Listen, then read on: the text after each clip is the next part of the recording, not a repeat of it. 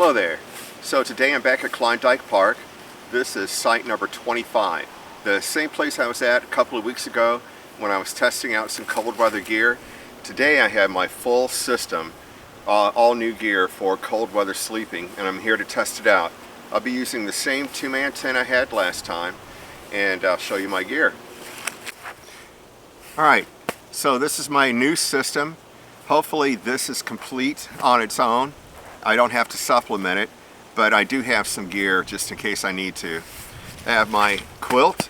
This will be my first time using a quilt. I'm very excited. I have my sleeping pad. I have probably booties and a balaclava that are both synthetic insulation, so they're still warm when they're wet, and a pillow. This has straps to go around the pad, and so does the pillow. So I had 3 criteria when I chose this gear. One is it needed to be small and lightweight for backpacking. That's the primary goal here. Another one was it needed to take me down to 0 degrees and hopefully still sleep warm, comfortably warm anyway. And I could supplement that with additional clothing or additional gear if I had to. But 0 degrees is about as cold as we're going to get here in the central Midwest. It's rare to get colder than that. And the third is it had to be comfortable. And comfort, not just comfortably warm, but comfortable to sleep on, which really focuses on this pad.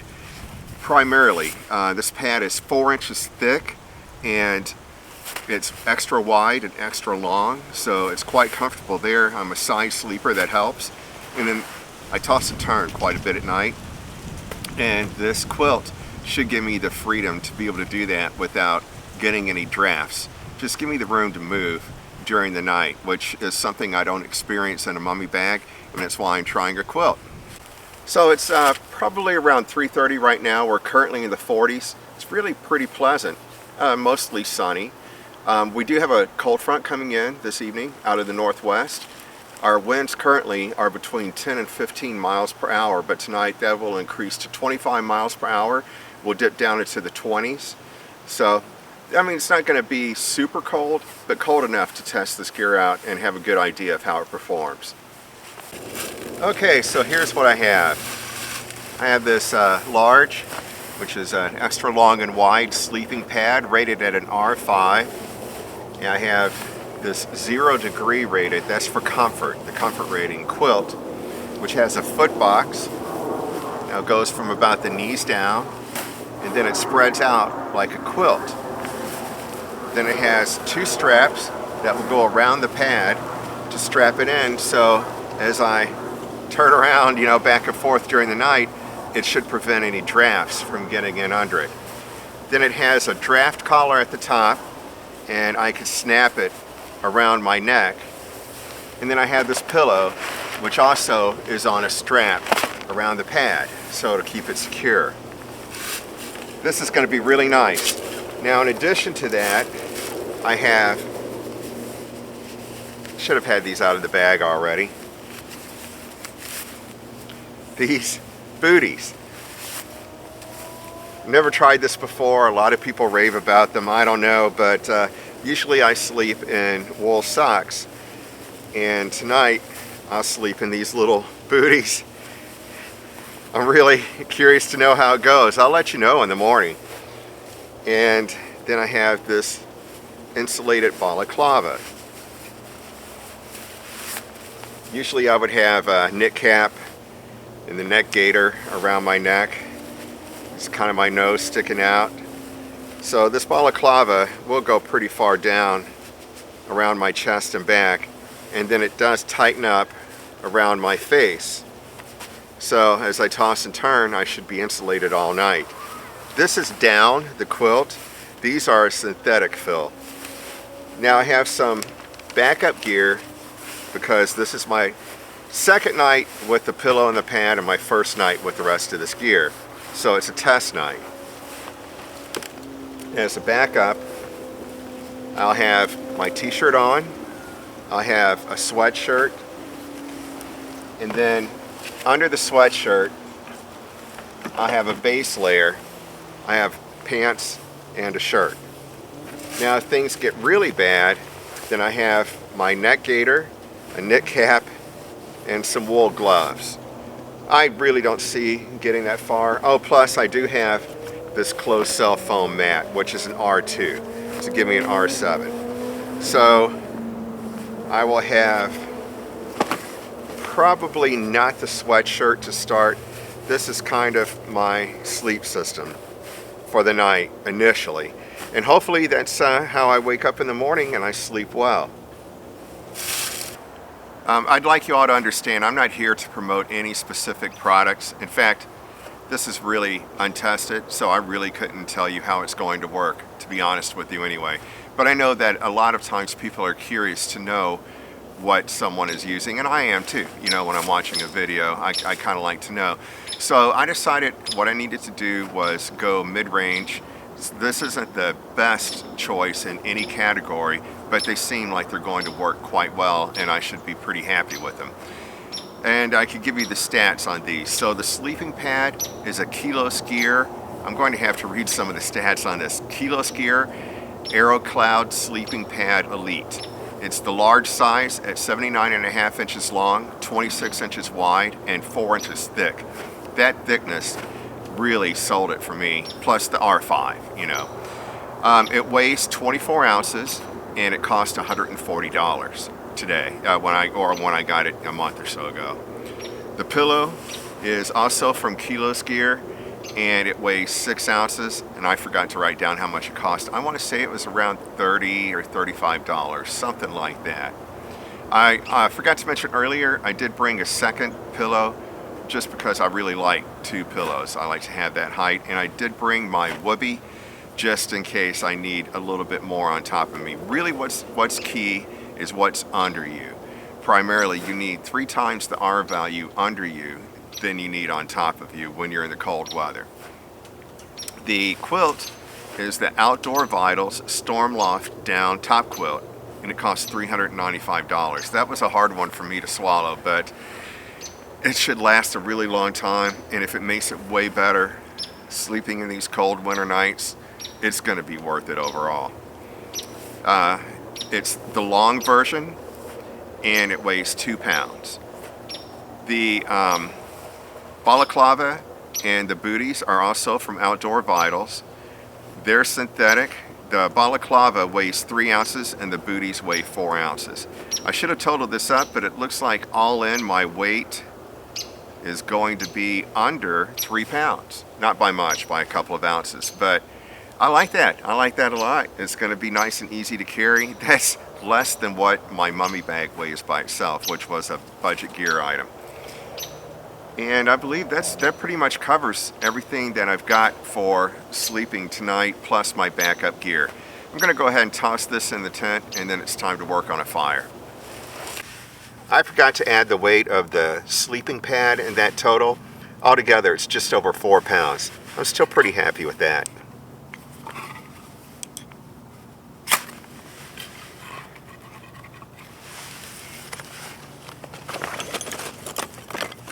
I'm using the last of my wife's firewood for her fire pit at home.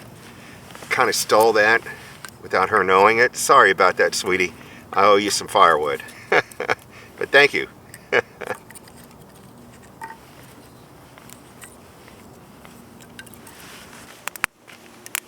Alright, so just like last time, it's a mix of scrap 2x4s and some oak.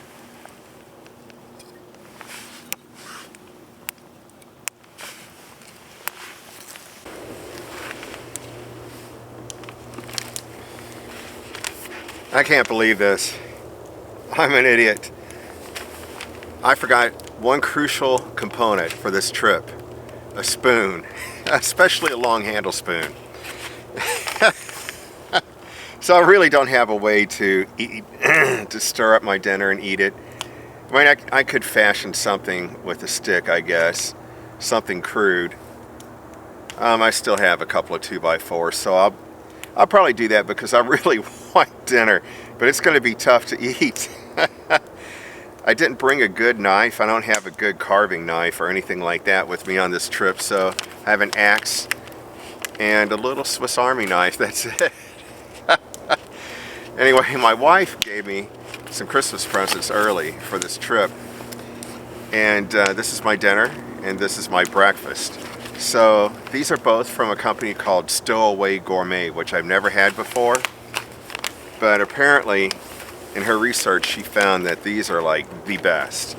And I'm really excited to try this. This is a lamb bourguignon, and it is a stew of lamb and vegetables in a classic red wine reduction. And to go along with that, I brought some red wine. Oh, I'm definitely going to have to fashion something to eat this with. A spoon.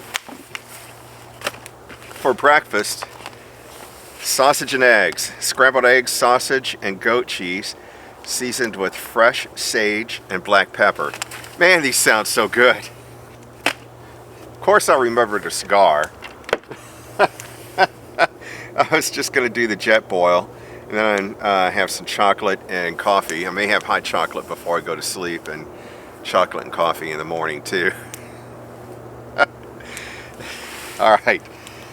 While I try to think about what I'll do for a replacement for a spoon, I think I'll go ahead and start that wine and a cigar around the fire. Just like last time, I guess.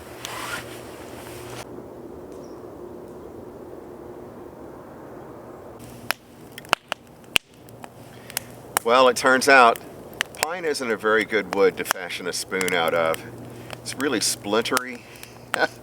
It was pallet wood anyway, so I'm really not sure if I would have wanted to eat off of that.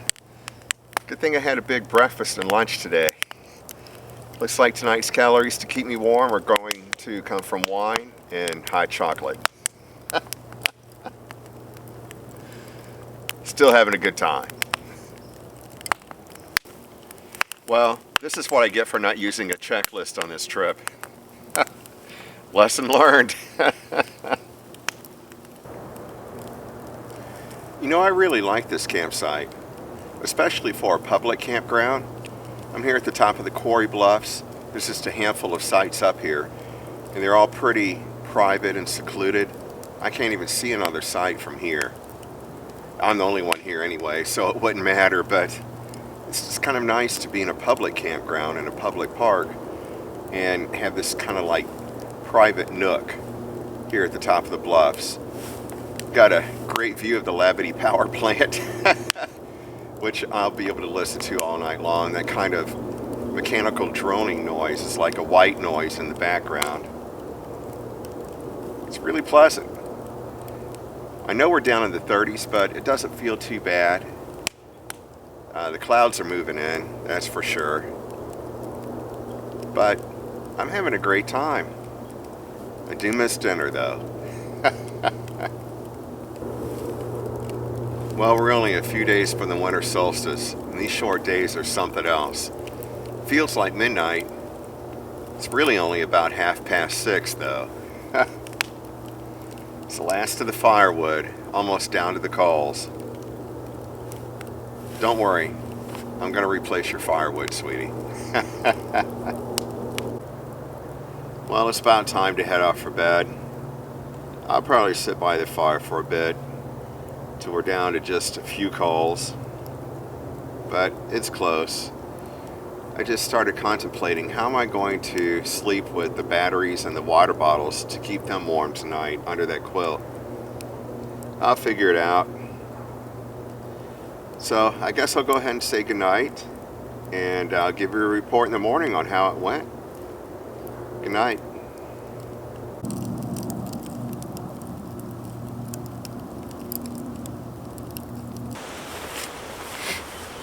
Good morning.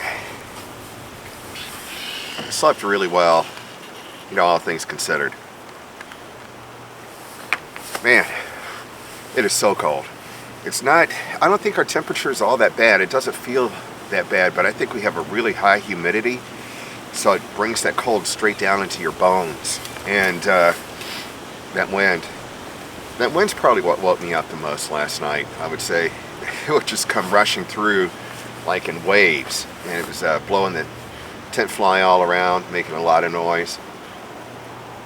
Let me get this canister warming up. Oh, it's cold. But I want to get some chocolate coffee going here and then break camp. So last night, that quilt did really well. I was really warm in that quilt. I like it a lot. In fact, at the beginning of the night, I was concerned it was going to be too hot, but once that cold front got here, that took care of that. And I'll be right back. I'm going to have to change the battery on the camera. They're not lasting very long. Alright, almost got the, I think it's ready. Ready for a warm drink.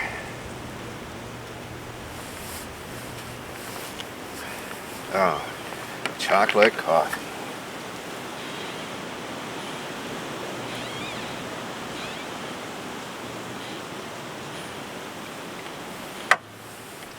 Yeah, little tip peg to start with. Get the dirt off the tent peg first, I guess. Clean enough.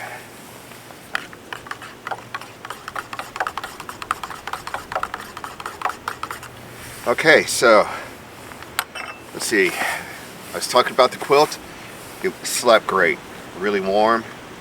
The thing I was worried about the most on the quilt was getting drafts around the sides, and I never had that, so that was perfect. The draft collar at the top snaps around your neck here, and that kind of, as I tossed or turned around, you know, from side to side, that just was easy to do and stayed with me, and I had plenty of room in there for moving my arms around and all that. I'm going to reposition the camera and sit down, get my gloves on, tell you about the rest of the night. Okay, I felt like I had to keep hunching over to be in frame. I don't know if that was true or not. This is more comfortable. Man, my fingers are killing me. It's really just my fingers. Okay, so that sleeping pad felt cold. It didn't feel cold like the ground would feel cold. It felt more like, you know, you get cold plastic against your skin. It felt that kind of cold. I had, you know, on my base layer and everything on, so it wasn't directly against my skin, but it was really weird because as I'm laying there, I'd have this cold against the underneath side of my body and really warm on the top part of my body, and it was just kind of hard to adjust to the temperature difference between those two. Now, when I say cold, I should say cool. It wasn't so cold I couldn't sleep, and it wasn't so cold I couldn't get my lazy butt up and put that, you know, closed-cell foam mat under it. It was just cool enough to let you know it was cool. One thing I did notice too under that quilt is, compared to mummy bag where you're really tightly enclosed in the quilt, you've got all that extra airspace around you, and that did feel kind of a little bit cool too. It was just kind of, I think that was the air mat is why. That was probably the air mat I was feeling. So I'm thinking maybe if I had like wrapped a sleeping bag liner around that air pad, that might help. Something like that, just to, I don't know, I'll come up with something, or maybe I'll just try that close-up foam pad in conjunction with that. That might work, or some Reflectix, something like that. I'm thinking, I don't know if it's because of the material and it's just like this plastic against me that makes it feel cold, or if it really was cold. Of course, this is a backpacking setup. Ultimately, in a car camping setup, you could get those air pads that have kind of like a cloth top to them, and that would eliminate that. I'll come up with something, I'm sure. All in all, I'm very happy with it. Slept really well. Those booties, well, you know, you're going to have to get up in the night to pee. Most people are going to do that at least once. And I had to take the booties off, put the socks on, get my boots on. It was a whole ordeal. Come back, reverse the operation. So after the first time I got up to pee, I just left my socks on and put the booties on over those. Oh, one thing about the air pad where the foot box was, I never felt the cold of the air pad. because that wrapped all the way around from like my knees down. So there's something to think about. I'll come up with something. And the balaclava I had on, that really worked great. That did. I mean, of course, it's not going to protect your nose. You don't want to breathe directly under that, or it's just going to get soaked out, you know, from your condensation. But that worked really good. It was really only my nose that was cold last night. That's pretty much it in a nutshell. That's what I was here to do, is test it out. We're down in the 20s. We had gust up to 25, or we still have them periodically. They're not as bad right now. Up to 25 miles an hour, and that's a 3-season tent, not a 4th-season tent. So the wind does go through it, and I'm happy with it. I think it's going to be better alternative than what I've had in the past. Didn't have to use any of my extra gear, the woovie or any of the other stuff. That's awesome. So what I'm going to do is just drink my coffee, pack up camp, head home, and get some breakfast. Hope you enjoyed it. Thanks for spending the time with me. See you on the next one. Bye-bye.